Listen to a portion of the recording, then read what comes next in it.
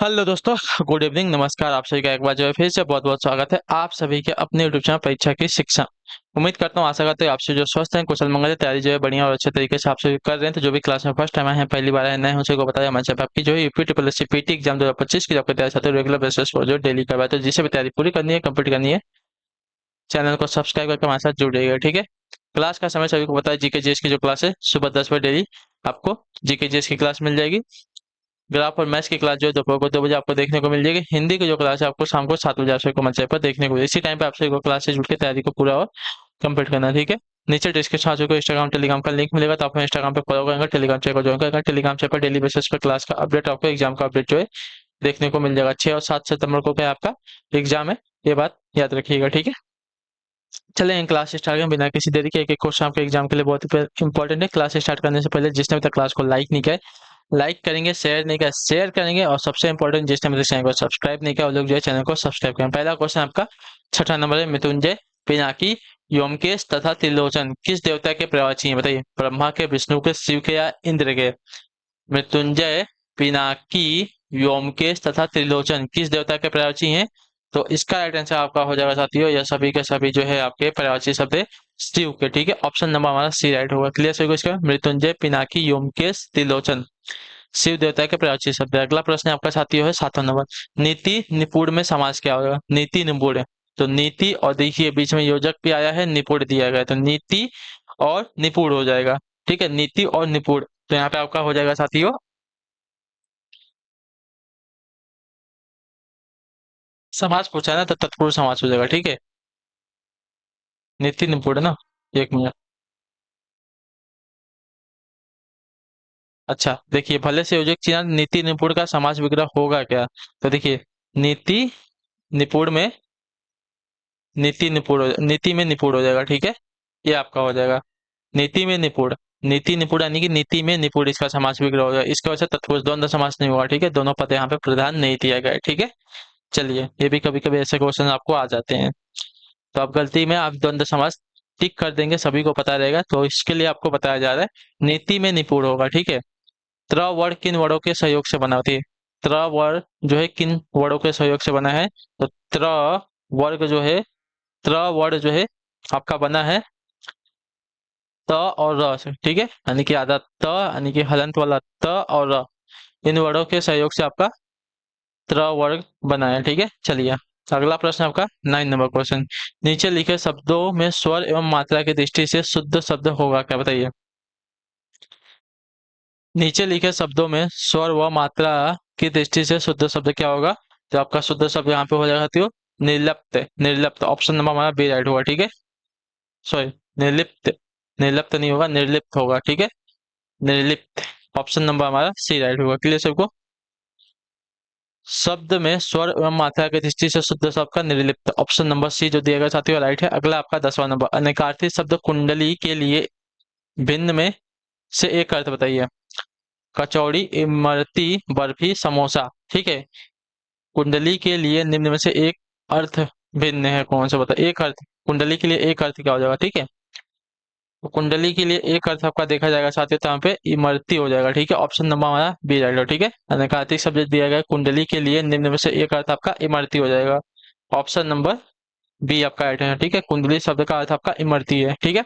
अगला प्रश्न आपका 11 नंबर। काठ का उल्लू अर्थ क्या हो जाएगा? काठ का उल्लू का अर्थ क्या हो जाएगा? तो काठ का उल्लू का अर्थ आपका होता है साथियों मूर्ख। ठीक है। मूर्ख आपका ऑप्शन नंबर सी में दिया गया सही उत्तर होगा। ठीक है। काठ का उल्लू का अर्थ हो जाएगा मूर्ख। अगला प्रश्न है आपका 12 नंबर। निम्नलिखित में से शुद्ध वाक्य चिन्हित कीजिए। ठीक है। शुद्ध वाक्य चिन्हित करना है, तो शुद्ध वाक्य की अगर बात करेंगे तो देखिए, उसके प्राण निकल गए, उसके प्राण निकल गए, ऑप्शन नंबर ए जो दिया गया आपका क्या है साथी यहाँ पे शुद्ध वाक्य। ठीक है। उसके प्राण निकल गए, ये वाक्य आपका दिया गया है शुद्ध हो जाएगा। चलिए, अगला प्रश्न आपका साथी है 13 नंबर। चौकी में तत्सम, चौकी का तत्सम शब्द क्या है? तो देखिए, चौकी का तत्सम अगर देखा जाएगा साथियों, तो चौकी का तत्सम आपका चतुष्पादी हो जाएगा। ठीक है। चतुष्पादी, ऑप्शन नंबर हमारा सी राइट होगा। ठीक है। चलिए, चौकी का तत्सम आपका चतुष्पादी हो जाएगा। अगला प्रश्न है साथियों आपका 14वां प्रश्न। उत्तर दीजिएगा एड्रेस का। निम्न में से निषेधात्मक वाक्य चुनिए। ठीक है। निम्न में से निषेधात्मक वाक्य क्या हो जाएगा?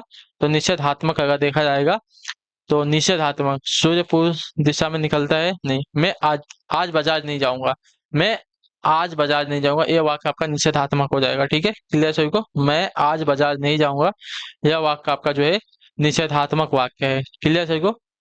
चलिए, अगला प्रश्न आपका है 15 नंबर प्रश्न। पूछा गया अनेकार्थक शब्द की श्रेणी में न आने वाले का नाम बताइए। सजा, बल, रात्रि, सेना। तो अनेकाधिक शब्द इस श्रेणी में नहीं आता है क्या? तो रात्रि। ठीक है, ऑप्शन नंबर हमारा सी राइट होगा। ठीक है, सजा, बल, सेना, ये सभी आपके अनेकार्थक शब्द की श्रेणी में आते हैं। ठीक है, रात्रि को छोड़ के। क्लियर सभी को इसके बारे में? चलिए, अगला प्रश्न देखेंगे, आपका है 16 नंबर। भानुदय, भानुदय, भानुदय शब्द का संधि विच्छेद क्या होगा? तो भानुदय शब्द का संधि विच्छेद क्या होगा देखा जाएगा, तो भानुदय शब्द का संधि विच्छेद आपका हो जाएगा भानुधन उदय। ठीक है, भानुधन उदय, ऑप्शन नंबर हमारा ए राइट हो जाएगा। और यह जो है दीर्घ संधि का उदाहरण है। ठीक है, दीर्घ संधि का उदाहरण है। ठीक है, चलिए, अगला प्रश्न आपका है 17 नंबर प्रश्न। उत्तर देने की कोशिश करेंगे। राइट आंसर, निम्नलिखित में से एक शब्द नदी का प्राची नहीं है, कौन सा बताइए? निम्नलिखित में से एक शब्द नदी का प्राची क्या नहीं है? तो आपका राइट आंसर होगा, देखिए, त्रिपथगा। त्रिपथगा आपका जो है नदी का प्राची नहीं है। ठीक है, निम्नगा, कलुंसका, कलुवती, ये सभी आपके नदी के प्राची हैं। ठीक है, त्रिपथका को छोड़कर। चलिए, अगला प्रश्न आपका 18 नंबर। उत्तर दीजिएगा राइट आंसर का। अनाम दास का पोथा, अनाम दास का पोथा उपन्यास का रचयिता कौन है?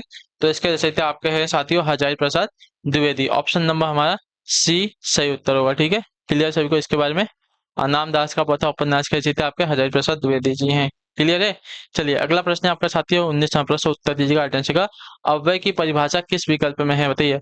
अव्यय की परिभाषा किस विकल्प में है? तो अव्यय की परिभाषा अगर देखा जाएगा साथियों, तो जिस शब्द का रूप हमेशा एक सा रहे। ठीक है, जिस शब्द का रूप हमेशा एक सा रहे, जिस शब्द का रूप हमेशा एक सा रहे, उसे अव्यय कहते हैं। तो ऑप्शन नंबर हमारा सी जो दिया गया साथियों आपका राइट आंसर होगा। ठीक है, अव्यय की परिभाषा यही होती है। अगला प्रश्न आपका साथियों है 20 नंबर। दाहिना का तत्सम रूप क्या होगा बताइए? दाहिना का तत्सम रूप क्या होगा? तो दाहिना का तत्सम रूप आपका हो जाएगा साथियों दक्षिणा। दक्षिणा, दक्षिणा, ऑप्शन नंबर हमारा सी राइट होगा। ठीक है, तो दक्षिणा नहीं होगा, दक्षिण होगा। दाहिना का तत्सम आपका हो जाएगा दक्षिण, दक्षिणा नहीं होगा, दक्षिण हो जाएगा। ठीक है, ऑप्शन नंबर बी आपका है। दाहिना का तत्सम आपका दक्षिण होता है। ठीक है, ऑप्शन नंबर बी राइट होगा। ठीक है, 21 नंबर। आसान न मानने वाला वाक्यांश हेतु एक पद क्या हो जाएगा? एक शब्द क्या हो जाएगा? आसान न मानने वाला वाक्यांश हेतु एक शब्द क्या होगा? तो आसान न मानने वाला वाक्यांश के लिए एक शब्द आपका हो जाएगा साथियों कृतज्ञ। कृतज्ञ, ऑप्शन नंबर हमारा बी राइट होगा। ठीक है, और कृतज्ञ जो है आसान को मानने वाला होता है। ठीक है, अगला प्रश्न आपका साथियों है 22 नंबर। निम्नलिखित शब्दों में से एक शब्द पुल्लिंग है, उसे बताइए। ठीक है, पुल्लिंग शब्द हमें बताना है। तो पुल्लिंग शब्द का देखा जाएगा तो यहाँ पे जो दिया गया बुढ़ापा, बुढ़ापा हमारा पुल्लिंग शब्द है। ऑप्शन नंबर ए जो दिया गया साथियों आपका राइट आंसर है। ठीक है, बुढ़ापा शब्द आपका पुल्लिंग है। चलिए, 32 32 नंबर। निम्नलिखित में से सकर्मक क्रिया का वाक्य है, सकर्मक क्रिया वाला वाक्य कौन सा हो जाएगा? यहाँ पे देखिए, सकर्मक क्रिया वाला वाक्य अगर देखा जाएगा, बालिका निबंध लिखती है, ये आपके सकर्मक क्रिया वाला वाक्य हो जाएगा। ठीक है, बालिका निबंध लिखती है वाक्य आपका क्या है? सकर्मक क्रिया में। ठीक है, तो ऑप्शन नंबर बी जो दिएगा आपका राइट आंसर हो जाएगा। ठीक, अगला प्रश्न आपका है 24वां प्रश्न। उत्तर दीजिएगा राइट आंसर का। ठीक है, पढ़वैया में प्रत्यय क्या है? पढ़वैया, तो पढ़वैया में प्रत्यय अगर देखा जाएगा तो पढ़वैया में प्रत्यय आपका वैया प्रत्यय, वैया, ऑप्शन नंबर हमारा सी राइट हो। ठीक है, पढ़वैया में प्रत्यय हमारा वैया प्रत्यय है। ठीक है, ऑप्शन नंबर जो सी दिया गया साथी आपका राइट आंसर। अगला प्रश्न आपका 25वां प्रश्न। उत्तर दीजिएगा राइट आंसर का। हस्ताक्षेप का शुद्ध वाक्य, शुद्ध शब्द। ठीक है, हस्ताक्षेप का शुद्ध शब्द क्या हो जाएगा? तो हस्ताक्षेप, हस्ताक्षेप का शुद्ध शब्द अगर देखा जाएगा तो हस्तक्षेप हो जाएगा। हस्तक्षेप होता है, हस्ताक्षेप नहीं होता, हस्तक्षेप होता है। ठीक है, ऑप्शन नंबर हमारा क्या दिया गया है? ये आपका राइट आंसर होगा। ठीक है, क्लियर है? चलिए, अगले क्वेश्चन को देखेंगे 26 नंबर। बताने की कोशिश कीजिएगा। निम्न में कौन सा कथन सत्य नहीं है? ठीक है, निम्न में कौन सा कथन सत्य नहीं है? तो सत्य कथन की बात कर रहे हैं, नहीं है ना। संस्कृत के 3 वचन होते हैं, सही कथन है। ठीक है, हिंदी के 2 वचन होते हैं, ये भी सही है। हिंदी में 2 लिंग होते हैं, स्त्रीलिंग पुल्लिंग, ये भी सही है। संस्कृत में हिंदी की तरह 2 लिंग होते हैं, गलत है। संस्कृत में 3 लिंग होते हैं। ठीक है, ऑप्शन नंबर डी राइट होगा। संस्कृत में हिंदी की तरह 2 लिंग है, वाक्य अशुद्ध है, क्योंकि संस्कृत में 3 लिंग होते हैं, स्त्रीलिंग पुल्लिंग और नपुंसक लिंग। ठीक है, चलिए, अगला प्रश्न है आपका साथियों 27वां प्रश्न। उत्तर दीजिएगा, आइटम से क्या हो जाएगा? समय की दृष्टि से अनुकूल वाक्यांश हेतु एक शब्द, समय की दृष्टि से अनुकूल, तो समय की दृष्टि से अनुकूल उसके लिए एक शब्द आपका हो जाएगा साथियों समयाकुल। ठीक है, समय की दृष्टि से अनुकूल वाक्यांश के लिए आपका हो जाएगा समय अनुकूल। ठीक है, ऑप्शन नंबर बी हमारा राइट आंसर होगा। ठीक है, क्लियर सभी को, हाँ या ना? समय की दृष्टि से अनुकूल वाक्यांश के लिए एक शब्द आपका हो जाएगा समय, अच्छा समानुकूल होगा, समानुकूल में कर दिया, बोल सही रहा हूँ लेकिन समय अनुकूल होगा। ठीक है, ऑप्शन नंबर हमारा डी राइट है। ठीक है, अगला प्रश्न है आपका 28वां, अनुगामी शब्द का सही अर्थ क्या है? अनुगामी, तो अनुगामी शब्द का सही अर्थ आपका हो जाएगा साथियों किसी के पीछे पीछे चलने वाला। ठीक है, किसी के पीछे चलने, पीछे पीछे चलने वाला अनुगामी शब्द का अर्थ हो जाएगा। ठीक है, किसी के पीछे पीछे चलने वाला अनुगामी शब्द का सही अर्थ हो जाएगा। ठीक है, चलिए अगला प्रश्न है आपका साथियों 29 नंबर, हिंदी भाषा में कितने प्रकार के उपसर्ग हैं? ठीक है, हिंदी भाषा में कितने प्रकार के उपसर्ग हैं? तो हिंदी भाषा में 3 प्रकार के उपसर्ग होते हैं, संस्कृत के उपसर्ग, हिंदी के उपसर्ग और विदेशी उपसर्ग। ठीक है, ऑप्शन नंबर हमारा सी राइट होगा। ठीक है, 3 प्रकार के उपसर्ग होते हैं, संस्कृत के उपसर्ग, हिंदी के उपसर्ग और विदेशी उपसर्ग। ठीक है, हिंदी भाषा में। ठीक है, अगला प्रश्न है आपका 30 नंबर, निर्गुण का संधि विच्छेद क्या होगा? तो निर्गुण का संधि विच्छेद अगर देखा जाएगा साथियों तो निह धन गुण होता है। ठीक है, ऑप्शन नंबर हमारा सी राइट होगा, निर्गुण का संधि होगा निह धन गुण हो जाएगा। चलिए अगला प्रश्न आपका देखेंगे 31 31 नंबर, भारत भारती काव्य के रचनाकार कौन है? बताइए, भारत भारती काव्य के रचनाकार कौन है? तो भारत भारती काव्य के रचनाकार आपका देखा जाएगा तो मैथिली शरण गुप्त, ऑप्शन नंबर हमारा सी राइट होगा। ठीक है, भारत भारती काव्य के रचनाकार हमें मैथिली शरण गुप्त जी, ऑप्शन नंबर सी राइट है। अगला प्रश्न आपका साथियों 32वां प्रश्न, निम्नलिखित में से एक जो है समुद्र का पर्यायवाची शब्द नहीं है, कौन सा होता है? जलधि, वारिधि, जल निधि या जलाधिप? देखिए यहाँ पे अगर देखा जाएगा जलाधिप, जलाधिप आपका जो है समुद्र का पर्यायवाची शब्द नहीं है, जलधि, वारिधि और जल निधि आपके क्या है समुद्र के पर्यायवाची शब्द हैं। ठीक है, क्लियर सभी को। चलिए अगला प्रश्न है आपका साथियों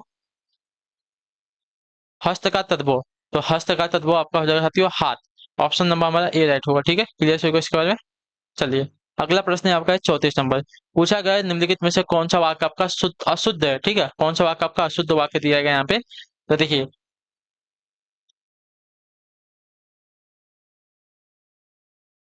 तुम्हारे माता पिता क्या काम करते हैं, शुद्ध वाक्य, उसने अपनी बात धीरे से बताई, ये भी आपका शुद्ध वाक्य, गर्मियों की एक बात सुनाता हूँ, ये भी आपकी बात शुद्ध है।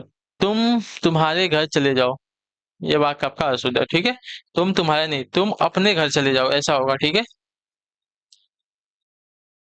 ठीक है, तुम्हारे की जगह आएगा अपने घर चले जाओ। ठीक, अगला प्रश्न है आपका साथियों 35 नंबर, वीर पुत्र को जन्म देने वाली स्त्री के लिए एक शब्द क्या बताइए? वीर पुत्र को जन्म देने वाली स्त्री के लिए एक शब्द क्या हो जाएगा?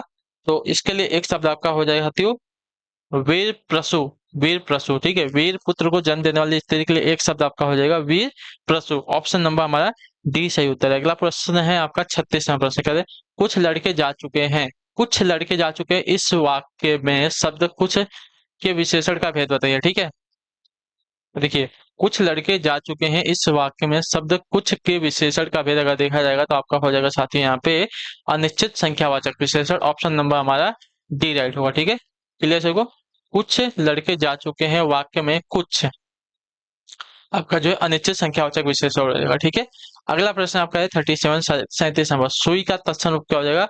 तो देखिए सुई का तत्सम आपका हो जाएगा साथियों यहाँ पे सूची, ऑप्शन नंबर हमारा सी राइट होगा। ठीक है, सुई का तत्सम आपका सूची हो जाएगा, ऑप्शन नंबर सी आपका सही है। ठीक है, चलिए अगले प्रश्न को देखेंगे आपका 38, निम्नलिखित वाक्यों में से कौन सा वाक्य आपका अशुद्ध है? ठीक है, निम्नलिखित वाक्यों से कौन सा वाक्य आपका अशुद्ध दिया गया है?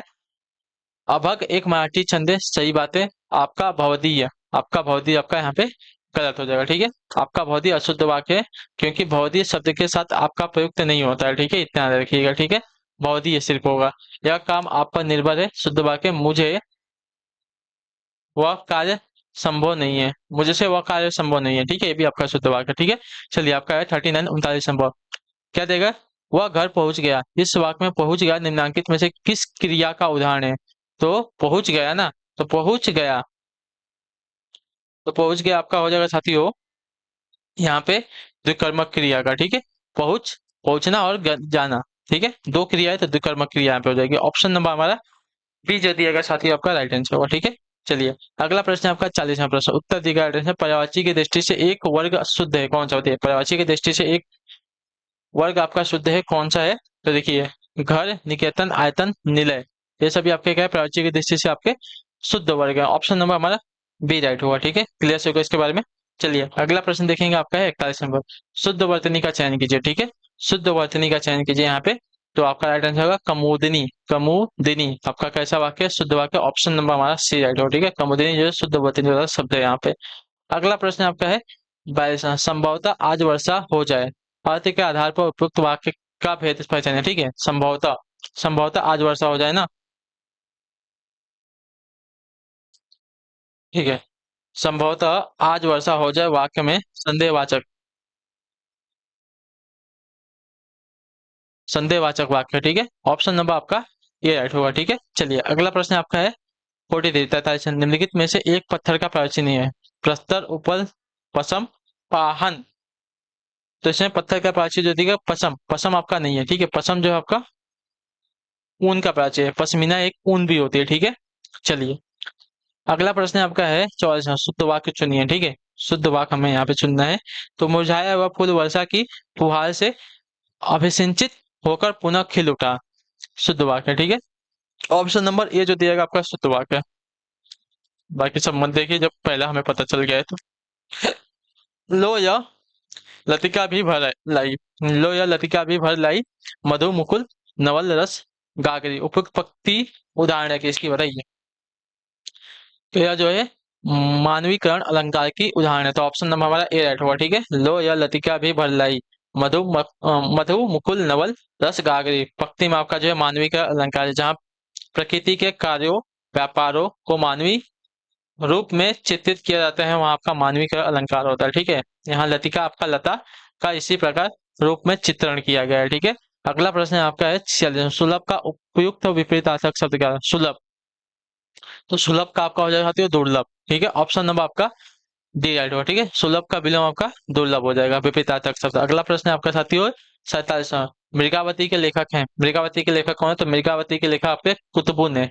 कुतुबन, कुतुबन जो है मृगावती के लेखक हैं। ठीक है, मृगावती के लेखक सूफी या प्रेमाख्यानाक काव्य के रचयिता आपके कुतुबन है। ठीक है, अगला प्रश्न आपका है 48वां, वृष्टि का विपरीतार्थक शब्द बताइए। वृष्टि का विपरीतार्थक शब्द क्या है, देखिए वृष्टि का विपरीतार्थक शब्द आपका जो है समष्टि हो जाएगा। ठीक है, ऑप्शन नंबर हमारा सी राइट होगा। ठीक है, वृष्टि का विपरीतार्थक आपका समष्टि हो जाएगा। ऑप्शन नंबर सी जो दिएगा साथियों आपका राइट है। 49वां, चंदन विष व्यापत नहीं लिपटे रहत भुजंग। प्रस्तुत पंक्ति के रचयिता कौन है, तो इस पंक्ति के रचयिता की अगर बात करेंगे तो आपका राइट आंसर होगा रहीम है। ठीक है, ऑप्शन नंबर हमारा डी राइट है। ठीक है, चंदन विश्व व्यापट नहीं लिपटे रहत भुजंग। प्रस्तुत पंक्ति के रचयिता आपके रहीम दास है। अगला प्रश्न आपका साथी 50 नंबर, दोहा छंद का विपरीतार्थक कौन सा छंद होता है। ठीक है, दोहा छंद का विपरीतार्थक आपका कौन सा होगा, तो दोहा का विपरीतार्थक आपके यहाँ पे सोरठा हो जाएगा। ठीक है, ऑप्शन नंबर हमारा ए राइट होगा। ठीक है, क्लियर है। तो इसी के साथ जो आपकी क्लास है आज की यहीं पे कंप्लीट होती है। कोई भी डाउट होगा, कोई भी कमेंट, कोई भी क्वेरी होगी, कोई भी आपको कुछ भी रहेगा, आप हमें कमेंट करके बता दीजिएगा। ठीक है, क्लास अच्छी लगेगी, क्लास को लाइक करेंगे, चैनल पहले चैनल को सब्सक्राइब करेंगे। हम आपसे मिलेंगे आपकी अगली क्लास में, तब तक के लिए टाटा बाय बाय, जय हिंद जय भारत। आपसे क्लास से जुड़ने के लिए बहुत बहुत ही धन्यवाद साथियों।